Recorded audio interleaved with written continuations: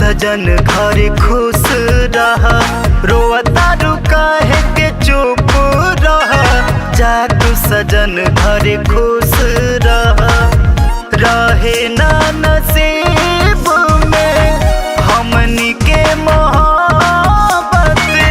बेवफा न खुद के कहा, रोता रुका है के चुप रह। जा तू सजन घर खुश रह, रोता रुका है के चुप रह। जा तू सजन घर खुश रह।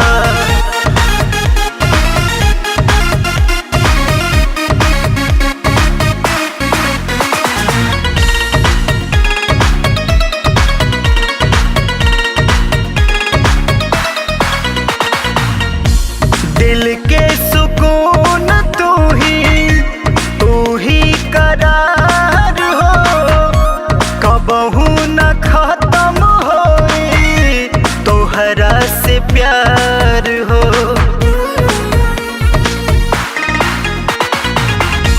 होके अकेला कबहू न होई हा उदास हो। दिल के तू धड़कन बाड़ू, हम तोहर सांस हो, हम तोहर सांस हो। जनता नी बतिया न कुछ कहा, जा तू सजन घर खुश रह। रहे ना नसीब में हमनी के मोहब्बत। बेवफा न खुद के कहा,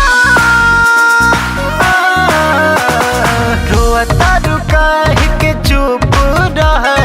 जा तू सजन घर खुश रह, रोता रुका है के चुप रह। जा तू सजन घर खुश रह।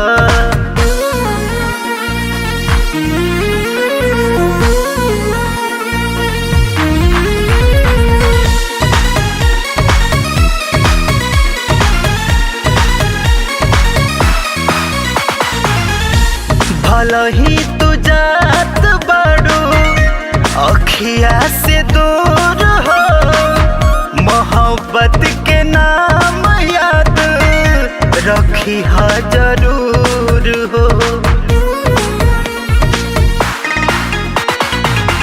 बिना निर्मल अमित कबो न भुलाई, तोहर नाम लेके जान जिंदगिया बिताई, जिंदगिया बिताई। रचल विधाता के रीत सहा, जा तू बलम घर खुश रह। रहे ना नसीब में हमनी के मोहब्बत। बेवफा न खुद के कहा, रोता रुका है के चुप रह। जा तू सजन घर खुश रह, रोता रुका है के चुप रह। जा